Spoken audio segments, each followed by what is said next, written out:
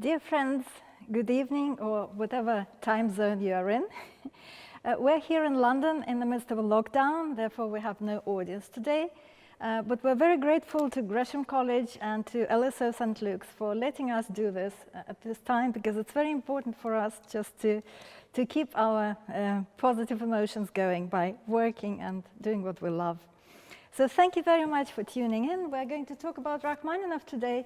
And Peter Donohoe is going to play some of the pieces. And of course, Peter, I associate you with Rachmaninoff very much because you played the third piano concerto at the competition in 1982. It's a long time ago now, but yes, I've played it a lot since as well. How many times did you play since? I think it's nearly 200. 200. It's something like 189 or so, something like that. And that's the third concerto, but I actually haven't done it for a couple of years. So I've been turning my attention to quite a lot of other things recently, very different repertoire. So I've tended to sort of slightly put that on the shelf for now, that concerto, because it is so difficult. And 189 times is probably enough for most people. So, but I'll come back to it eventually because it's one of the greatest works for piano and orchestra ever written. So I actually miss it. So, in two minds, you know. So, well, today we're going to focus on Rachmaninoff, and when you speak about Rachmaninoff, it's usually, we feel that we have to defend him. Yeah, defend him from his critics. I put some outrageous criticisms on the screen for you. So, one that is usually quoted is by Eric Blom from Grove Dictionary, of all things, 1954. Yeah, so that's like a music encyclopedia. Artificial and gushing tunes accompanied by a variety of figures derived from arpeggios. The enormous popular success some few of Rachmaninoff's works had in his lifetime is not likely to last, and musicians never regarded it with much favor. Yeah, so 1954, very typical of English and American attitudes, I think, at that time. Yes, I'm very sorry. And indeed, some musicians concur, like Alfred Brendel. Rachmaninoff, to me, seems a waste of time. American critic, in all the music of Monsieur Rachmaninoff, there is something strangely twice told. From it, there flows a sadness distilled by all things that are a little useless. This work, and that's the fourth piano concerto, would fittingly be described as super salon music. Madame Cécile Chaminade might safely have perpetrated it on her third glass of vodka. Yeah, so this is how you can be both misogynist and Russophobic in one sentence. And about the Rhapsody, the Paganini Rhapsody, the Rhapsody isn't philosophical, significant, or even artistic. It is something for audiences. Yeah, and that is the problem with Rachmaninoff. Because he is popular, he is not considered to be serious. And this is a famous exchange with Olin Downes, when Olin Downes asks him this provocative question: do you believe that a composer can have real genius, sincerity, profundity of feeling, and at the same time be popular? And Rachmaninoff said, yes, I believe it is possible to be very serious, to have something to say, and at the same time to be popular. I believe that. I believe that. Others do not. Well, they think what you think. That's what he said. Oh, yes, indeed. Yes. Well, I don't understand any of those comments at all. I'm trying to analyse what they mean. It doesn't really register with me at all. Apart from anything else, Rachmaninoff's popularity is not based on everything that he wrote. And he wrote, in fact, it's not really based on very many pieces at all. And he wrote a lot of music, and very different in mood and style, and for different mediums, and all kinds of diverse sort of attitudes to music, and just the most deeply felt music that there is. And actually, possibly, it's true that the piano concertos, which are particularly number 2, the most popular works he wrote, perhaps they are less so than his much less frequently played works. There's something very immediately appealing, particularly obviously number 2, which is probably statistically the most frequently played piano concerto that's ever been written, particularly nowadays, for a reason I'm not quite sure of, but it's just completely dominated the whole piano concerto repertoire for a very long time. Well, I think popularity is just one reason. The other reason is probably that he was seen as old-fashioned at the time. Yeah, that was the time. He lived up to 1943. So, you know, starting from about 1910, I think people started writing music that was much more dissonant and also had this different aesthetics, yeah, which people described as dehumanized aesthetic, taking the human subject out of music. Yes, it's a very famous essay written on dehumanization of art, by the Spanish philosopher Ortega y Gasset. And even before that, one of Rachmaninov's great fans and friends, Marietta Shaginyan, noted this. She wrote her essay about Rachmaninoff in 1912, and she was already comparing his music with Scriabin, for example, which strived for something that was superhuman, yes, or superhuman. And this is what she said: "No, I'm not with you. I want to be human. I don't want to lose the human element." This is what Rachmaninoff's music stubbornly tells us again and again, resisting the chaotic world that rages around it. Yeah, so it was all already there in 1912. Yeah, she felt that he was doing something else. And he didn't change his aesthetic to the end of his life. And of course, you know, getting this terrible criticism for basically every piece that he wrote, especially the late pieces, was quite disheartening for him. And nevertheless, you know, he stayed within his style. And it's quite interesting to think about this now, because to say now, yeah, that Schoenberg is dearer to us than Rachmaninoff, yeah, we probably wouldn't. I mean, no, he probably never was. I mean, Schoenberg, Shostakovich, Messiaen, Bartók, Stravinsky, many others were contemporaries of Rachmaninoff, and he was regarded as someone who lacked self-confidence, which I'm sure he did, but he didn't lack the courage to stay with his own style, did he? He didn't lack the courage to write tonally and to be, at the same time, extremely original. I think the criticisms were just totally unwarranted. And I wonder if Alfred Brendel's watching this, actually. It'd be very interesting to know. And I would like very much to discuss it with him, because he's obviously got an opinion that's based on something other than those words. So I would be very intrigued to know. There is something unbelievably great about Rachmaninoff, not even in the context of when he wrote, but at any time. And the ability to remain tonal, to remain faithful to his own ideas, and to still be extremely original, well out of his own era, in a way. And also, by the way, it must have a huge influence on him that he was a great performer. He was a fantastic conductor, and maybe even a greater pianist, one of the great pianists of all time. And you can hear that on record. This brings us to the next chapter, which is about his hands, yeah, which has been fetishized by people. Almost every memoir starts with that, you know, how they come backstage and shake his hand, and the hand just disappears, yeah, in his huge hand. So I've got a picture of them here. They've been described in ridiculous detail, you know, what his fingertips look like and so on.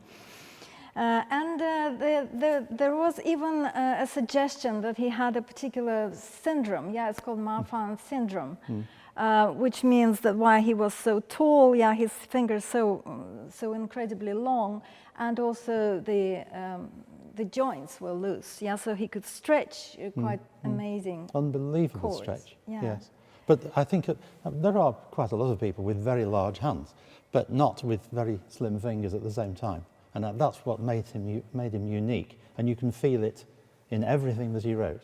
However simple it actually sounds, however slow, however lyrical, there is this constant reminder that it's written for a much larger hand than the one you've got yourself. And so we have to slightly adapt quite often the way that it's written. I was hoping to try to find some evidence that the pianos that he played on were smaller. But it's not actually true. I'm afraid not. Yes, from about 1870s, yeah, we have the modern widths. Although, interestingly, Joseph Hoffmann, yeah, who was actually Rachmaninoff's favorite pianist and his main rival at the time, he had a smaller piano made for him, which was 7/8. Yeah, so he was very, very slender, very slight. You know, had very small hands. So he actually used a smaller keyboard. So I'm sure he could have probably played some of Rachmaninoff's things. Oh, he played them wonderfully. Yes, absolutely. Yeah, I'm just very interested in what you just said there. That it was slightly in passing, but that Joseph Hoffmann was his favourite pianist and he was a rival. I think that says quite a lot about Rachmaninoff as a character. He was incredibly respectful of other musicians. I think probably most composers in the end are. Most. I wouldn't say all, but certainly most. And he was one of the most respectful of all because he knew how to perform. He knew what the problems were. He knew what he was up against. And it's a very interesting subject to me, recording and performing your own music, which he did quite a lot of. And the fact that he sounds like a different performer when he's playing music by other composers. And actually, my own personal preference is for the latter, because he plays it with much more confidence, I suppose, in a way. To actually copy Rachmaninoff's own performances is probably a mistake, and it makes me wonder whether it's actually a bad thing that he was in the recording era, and we have recordings of him playing. But that's only because I think it's very dangerous to actually imitate anyone, actually. He certainly wouldn't want us to imitate his performances. And Rachmaninoff's adoration of other pianists playing his music, including Horowitz and Hoffmann in particular, and many others, is just so it's actually very humbling. Yeah, but well, coming back to the big chords, yeah, I put one here. I don't know how anyone can play this. Yeah, this is from the D-flat major Prelude, which is the last one. Yes.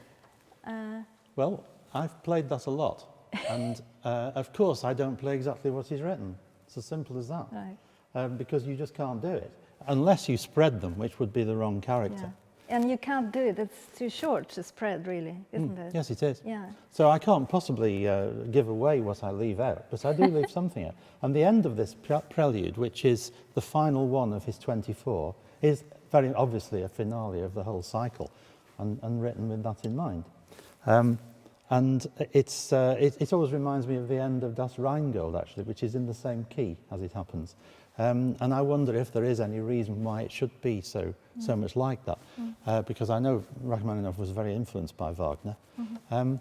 But can I play this and just show you what I do?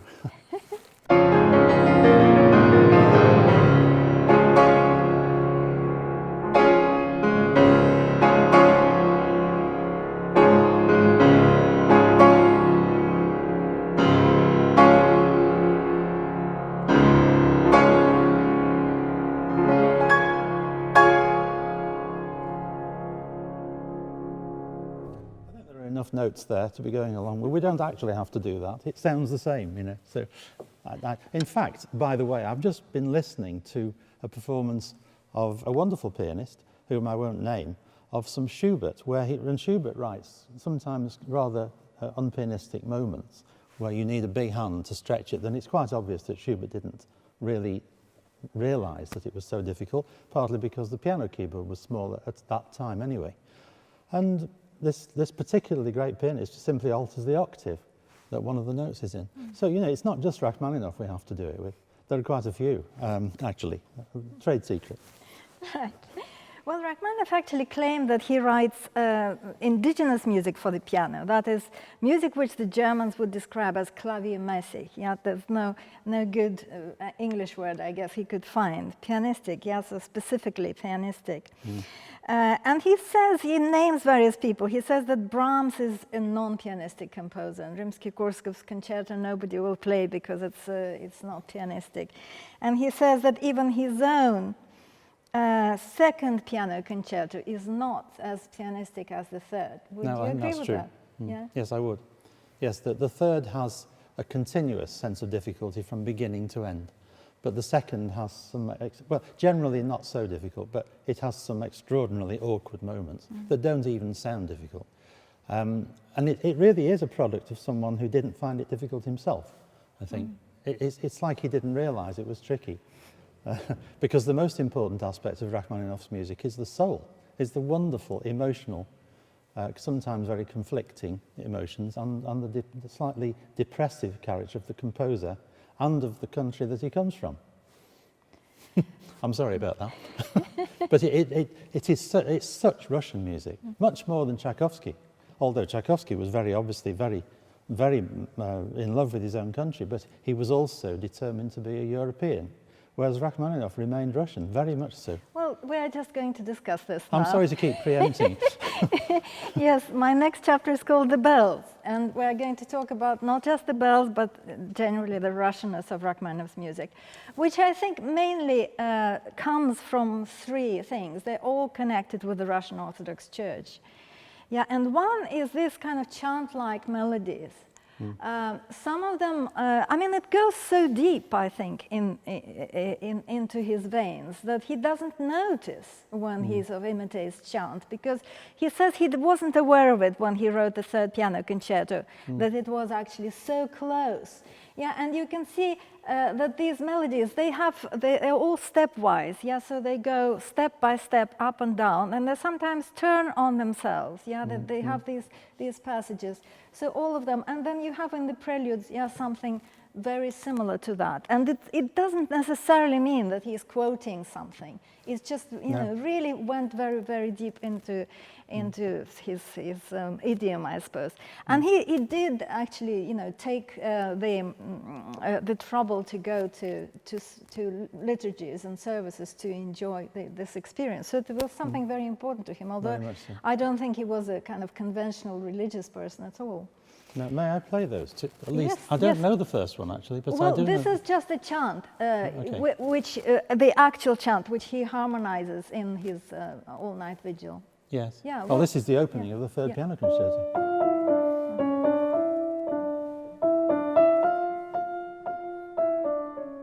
Having just said it's one of the most difficult pieces ever written, this, of course, is notoriously as simple sounding as possible, although it's not as simple as it actually sounds.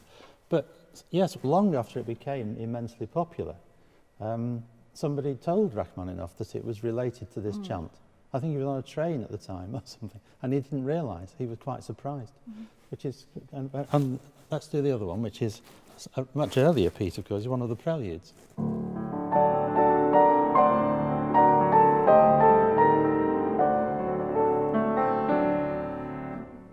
Beautiful melodic lines that no other composer, as far as I'm aware, really sounds like at all. You can immediately detect Rachmaninoff. That is the sign of a great composer. Yeah, so what I was trying to say is that it doesn't have to be like a churchy piece, or a piece with religious sentiment. It's just really almost every melody is somehow connected to that principle. And another thing is the voice leading, which is connected to the practices of Russian Orthodox Church, and even in pieces that again have nothing to do with it, like this Prelude in B major, it doesn't really have anything churchy in the character. No. But I really hear this principle of the top voice moving by step, but the bass, moving by a large interval, you know, just sort of from a triad to a triad, like it would happen in a church choir. And I'm sort of giving here an example of a very standard, ordinary harmonization of a chant.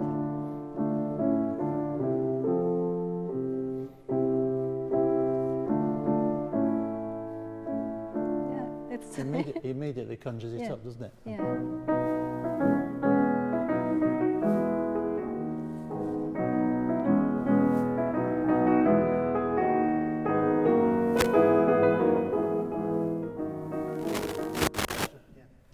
Yeah, it's... And the way it revolves around the same area of notes as well. That actually reminds me also of Stravinsky very much. The way that because Stravinsky also was very influenced by the Russian Orthodox Church, of course. And the way that it all, like that, all around the same area. And...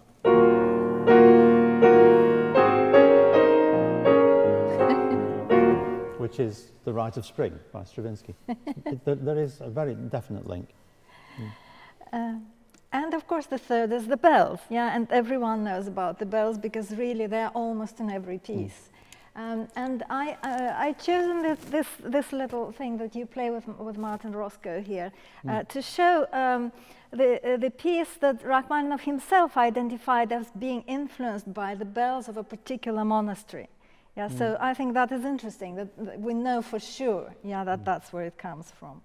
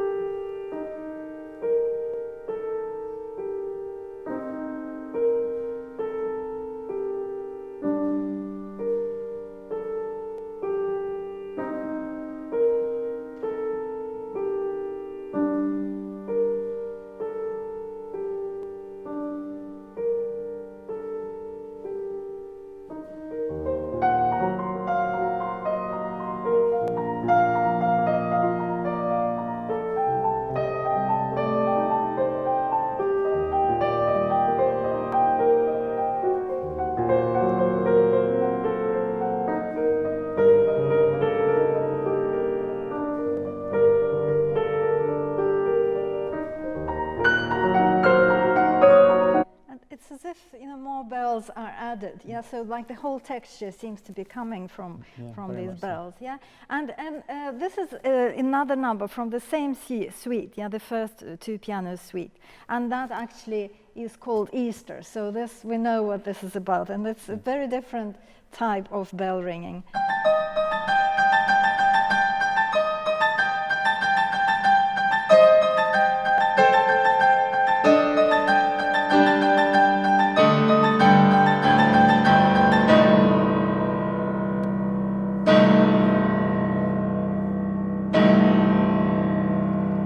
So you have both the big ones and the little ones. It's incredibly evocative.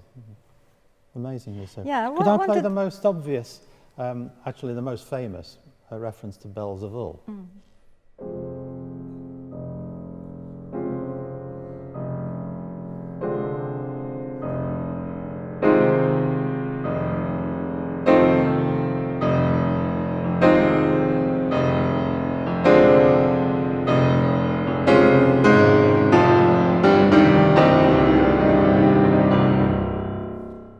So obvious that it's bells. It's so wonderful. So the most famous opening of any concerto, virtually, isn't it? And so, again, evocative. Yeah. Extraordinarily evocative. Just wanted to actually play the Easter bell ringing, which reminds you of one of the preludes that you're going to play later, which is the B-flat major one, which I also think has this triumphant Easter bells in it. Yeah.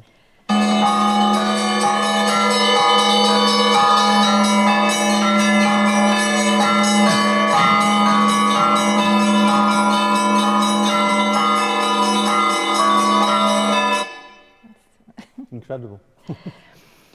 Well, of course, those bells that you played from the second piano concerto sort of come from the end of the very famous Prelude, because at first there weren't 24 preludes. Yeah, there was just one prelude, which he wrote very early on as part of his Opus 3, and it became it became rather a sort of mixed. Yes. Yeah, I mean, obviously it gave him his international success because it was actually his cousin Zloty, who was Alexander Zloty, who was a wonderful pianist, a pupil of Liszt, who presented this prelude, I think both in Britain and in America. And after that, everyone just couldn't get enough of it, and he had to play it in almost every concert. Yeah, yes, so he had to do it as an encore after every concerto, every recital, everything, and got fed up with it, of course. Yeah, it's a bit like says, Ravel's Bolero. I'm sure that Ravel did not want to be known for just that piece, and it's the same kind of. It's like it followed him around on his shoulder, isn't it? Yes, but it is an amazing piece. I like this phrase that he says, you know, I feel like a little girl who is just learning to play and knows only one piece. Yeah, yes, indeed. Yes, well, yes, the history of that set of preludes, which for me is his greatest piano music, 24 preludes. The first one written as a student, I think, as part of a suite of other pieces, and then extended that in Opus 23 at a time when he was recovering from his depression, famously using the services of a hypnotherapist. The most glorious outpouring of melodious music. So then there were 11 altogether, and it was at that point I think he decided he would one day complete the 24 keys, and so he wrote Opus 32, the 13 Preludes Opus 32, to complete it all, and somehow it makes the most fantastic feeling of a very long single statement, even though he wrote it in such a sporadic way.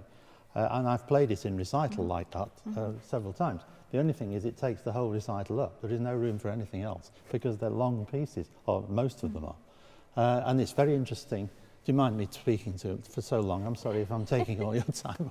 But the 24th, i.e. number 13 of the Opus 32 set, is in D flat major, which is the relative major, of course, of the famous C sharp minor. And it brings back those famous three notes. Only in the major key. And it's the most fantastic feeling of triumph, which is not totally familiar from Rachmaninoff's music. There is very rarely a feeling of total triumph, but there absolutely is in that last prelude, which we haven't got time to hear because it's a long piece. But it's the most fabulous peroration of something that he wrote many decades before. Yeah, well, somebody actually made this, put this thesis forward that the whole, all 24 preludes are actually variations on the C sharp minor prelude, because they all have that motif that you played, and also the motif, the chromatic motif from the middle section. But I think, musicologists will tell you all these things, but I think that's going too far, because it's actually such it sums basic, up his style, actually. Yeah, they're such basic things, you really can find them in every single one of them. But coming back to the prelude, once again, I just wanted to show you how it's laid out, that bell passage at the very end. Yeah, that's Why for one is it piano. laid out on two staves? Or like as if there are two people that need to play it. Yes, why is this?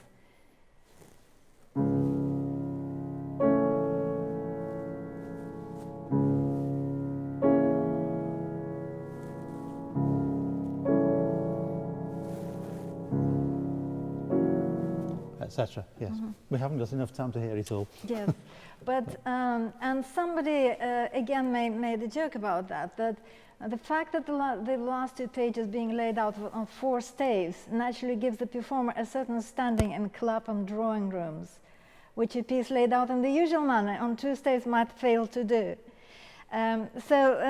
Basically saying that this piece is not that difficult, if you compare it with others. And so a lot of amateurs were able to play it, and it gave them sort of this feeling of grandeur. But it's again, taking a shot at Rachmaninoff. Yes, I don't understand it. It's so boring of these people to be like that. Yeah. Well, I wanted so easy to do, isn't it? I wanted to hear Rachmaninoff play a little bit of it. Yeah. So this is a very famous technology that was invented at that time, Ampico piano rolls, and he actually thought it was good. So just a little bit.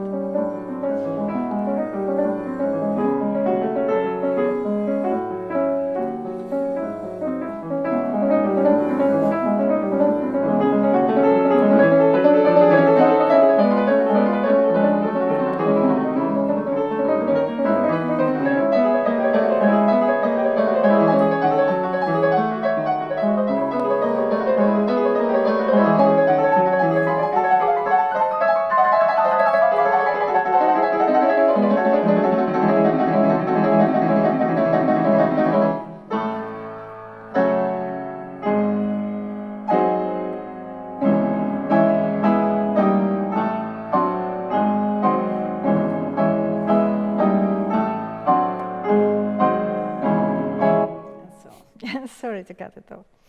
So the amazing popularity of this piece led to all kinds of spin-offs, so to speak.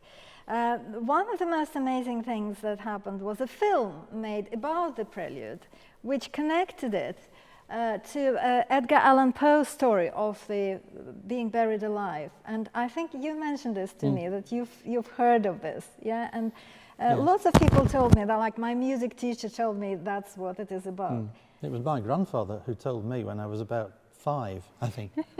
But there's this famous piece that sounds like someone being buried alive. It's kind of frightening when you're 5, but I could see what he meant when I heard the piece. So this is a silent film from 1927, but the prelude was supposed to people played during it. Yeah, so this is how it starts. It's actually a film based on the prelude. And it says that it's already an accepted theory. I haven't found any confirmation that it was connected to Rachmaninov in any way. But anyway, you can see just a few.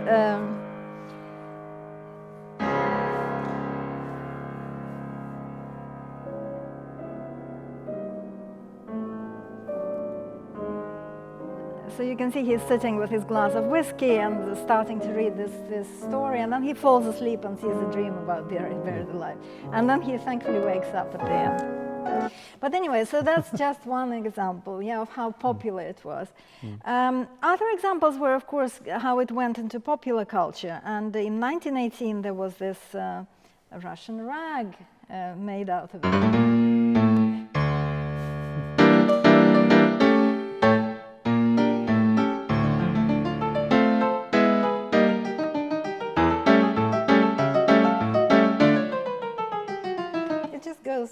It's well, it suits it well. And there was another arrangement. This is by Francis Chappie Willett for Jazz Orchestra, which uses the middle section material as well.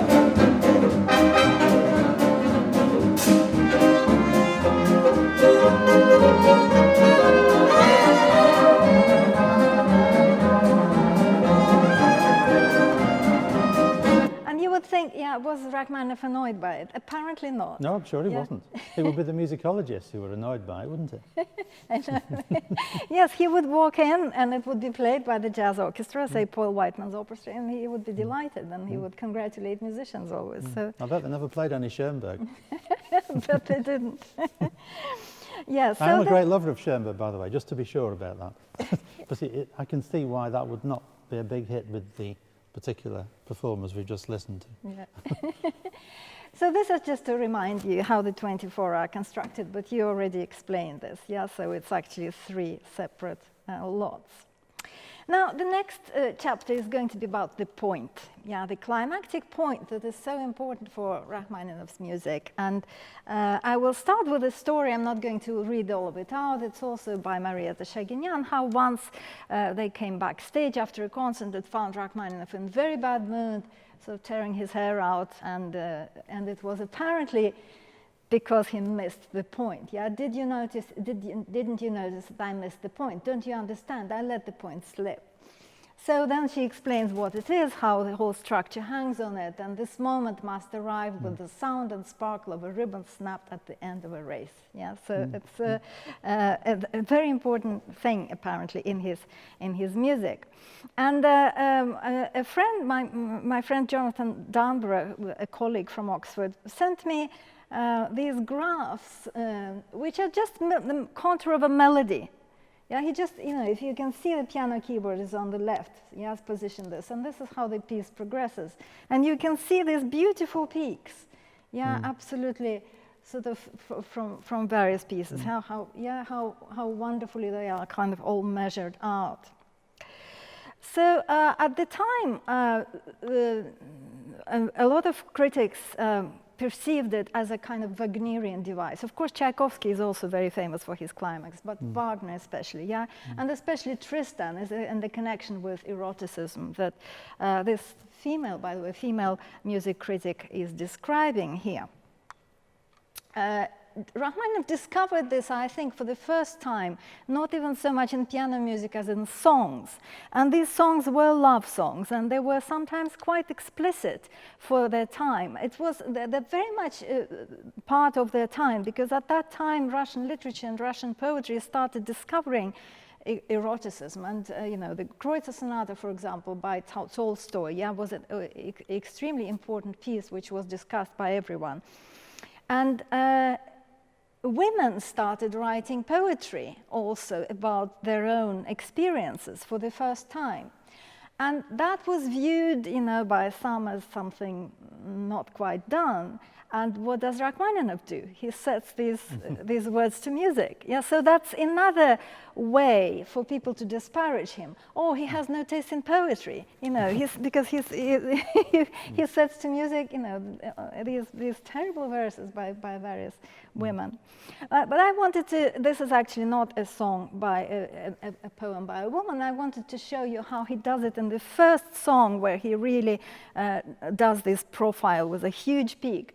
And for a singer, it's impossible to miss it. You cannot actually slip, because you have a big note, so you have to do it.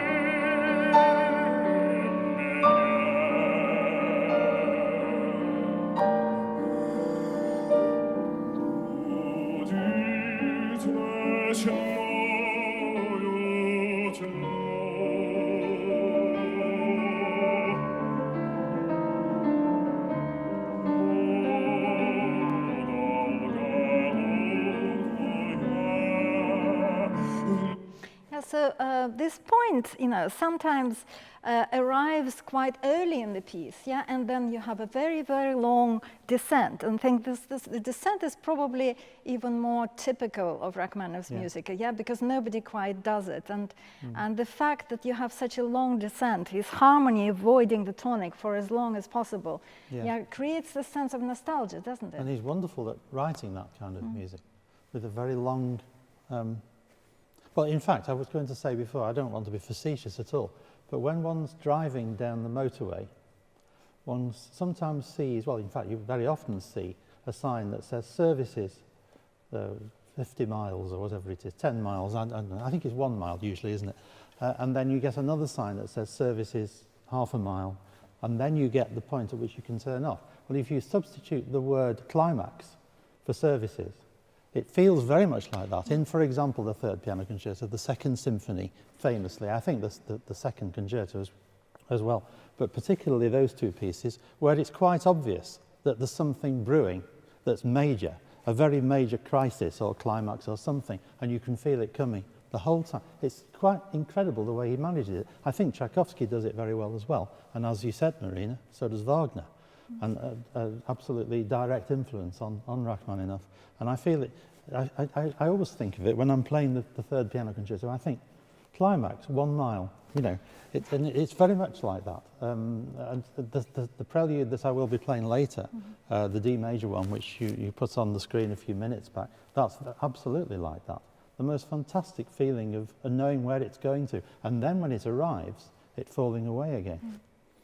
Yes, I wanted to show you, this is slightly naughty, but how it's done in film, how in this romantic, when Rachmaninoff's music, the second piano concerto, goes into popular culture, in this very famous film, Brief Encounter, how they actually cut that piece of music in such a way that the very point coincides with the kiss. I think it's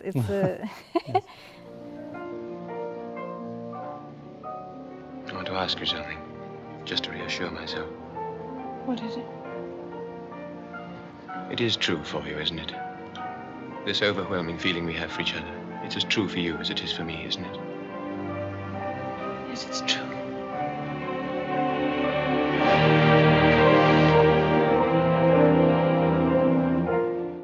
Yeah. So I wanted to show this, though, and this is about letting the point slip.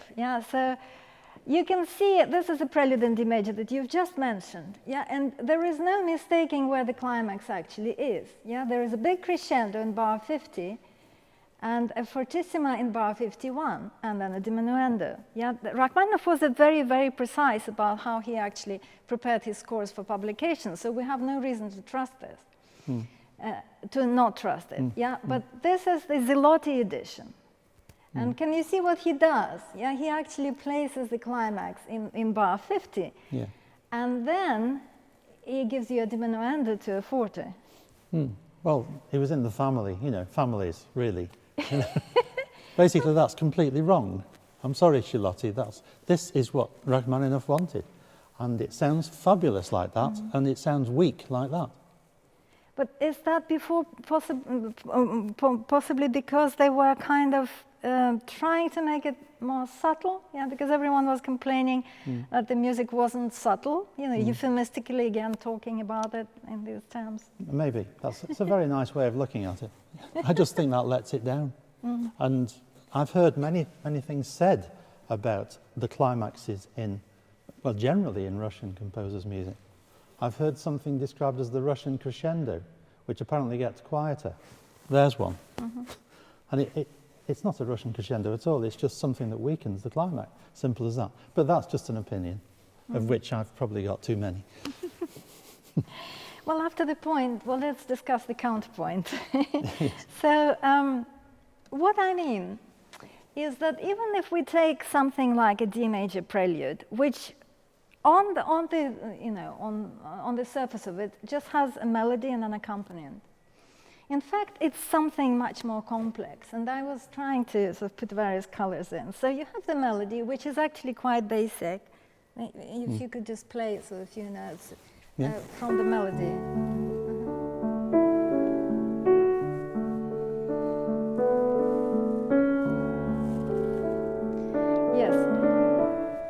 And you have the bass, yeah, which is in green which here. Shows the size of his hand again.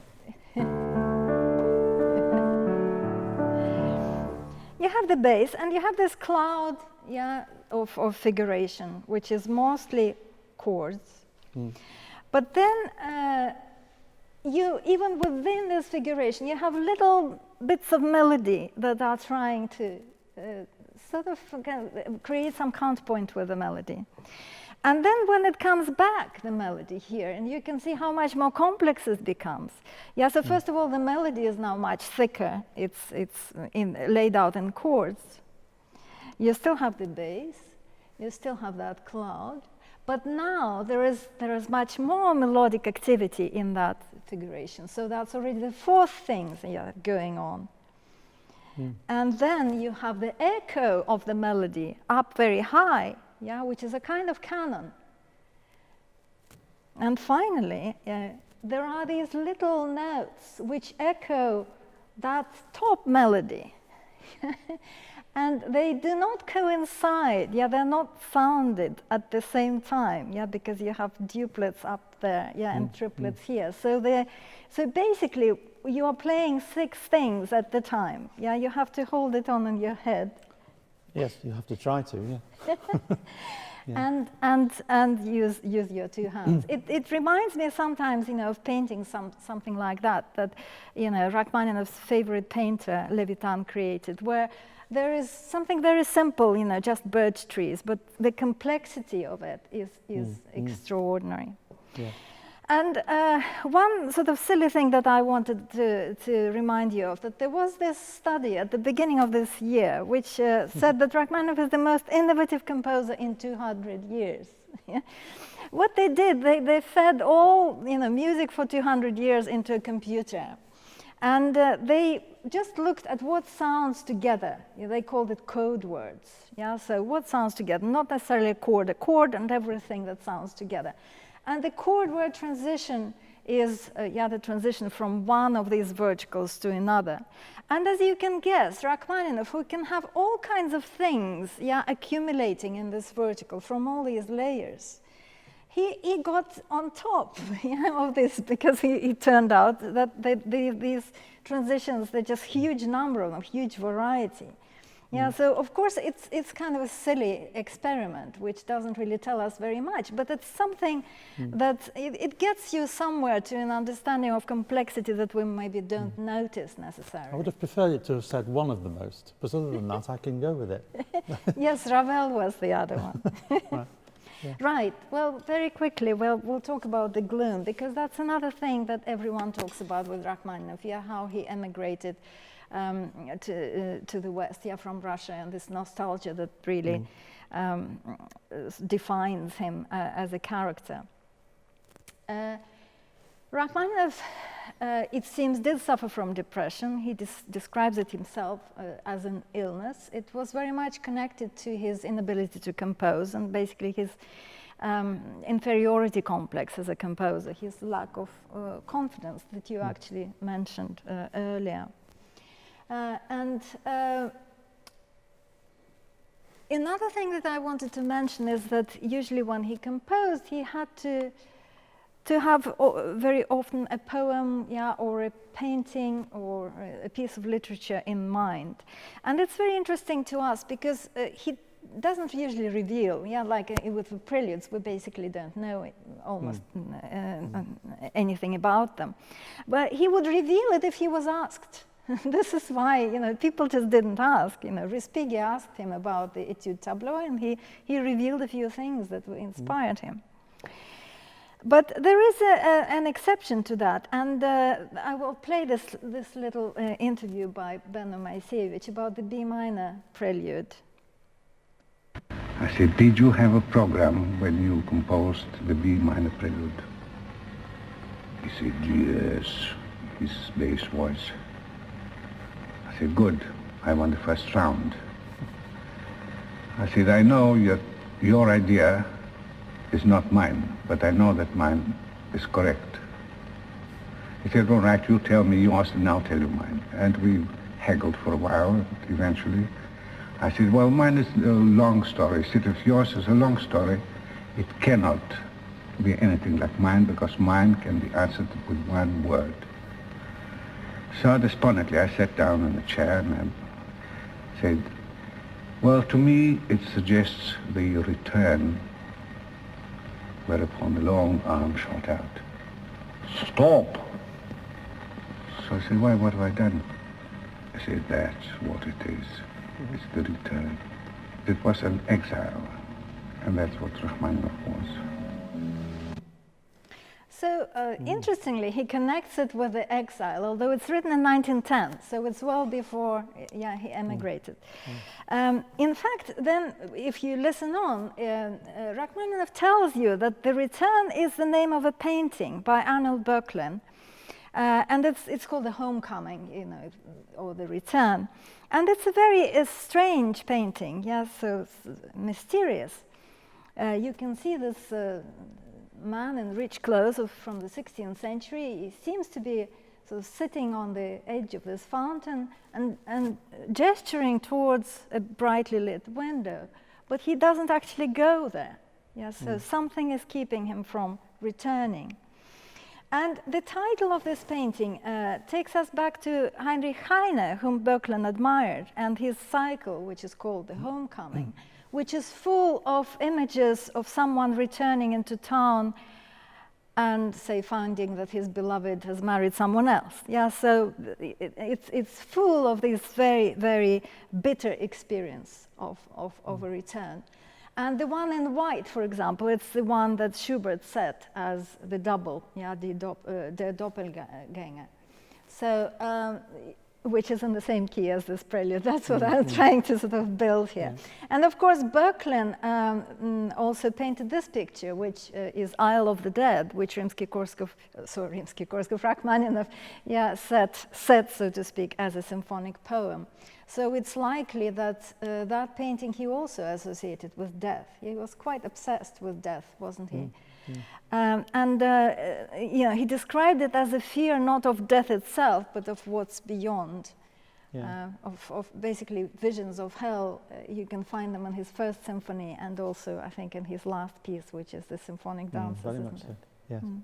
But he was told that his life expectancy was 30-ish by some doctor or other. I don't know who it was. And I don't think it ever left him, that feeling. And he actually died when he was 70. But for the whole of those years, he was expecting it to be the next day. So that this obviously had a profound impact on his writing, particularly if he was afraid of what came next.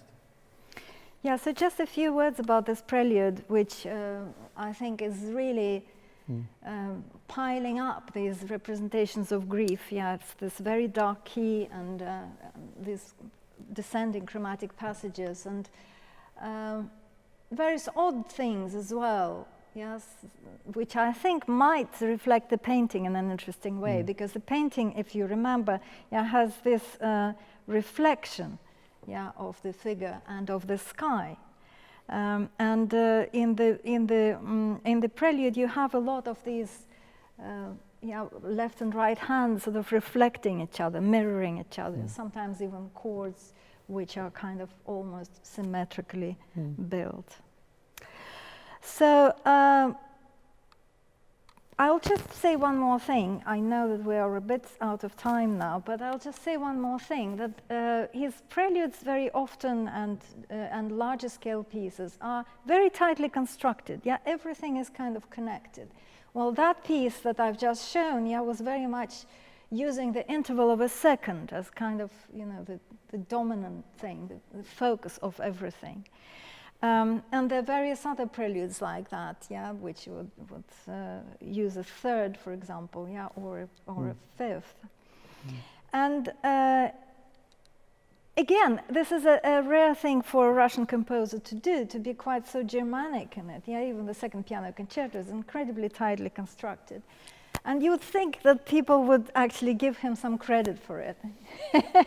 But you can see, you can see that everything is counts against him. That, actually this B minor prelude, when this little embryo insists on expansion, one is sorry both for the piece and for the composer. And at the same time, saying that everything came so easy to him because he was a performer, so he didn't actually use any intellectual effort in producing his music. So you cannot win. So on both sides. Perhaps he didn't use a lot of effort. Perhaps he was just so naturally brilliant. Well, I don't know. It just looks to me like there is a lot of careful, work. Certainly, he was very careful with the notation. That's for sure. But he certainly wrote them very quickly. So I think I should let you play. Okay. How much time do we have? Because I don't want. We'll do the B minor first, maybe. Okay, that's quite a long one. So we'll do the B minor prelude, which I've just talked about, very gloomy one. Then it will be the complete opposite. The kind of Easter bells B flat major one. Then the extra bonus one that Peter suggested is the minuet, quite a dark, sort of sinister prelude, and then the D major that we discussed in detail. And they are, of course, a sequence within the Opus 23, so they actually link together very well. So this is the B minor,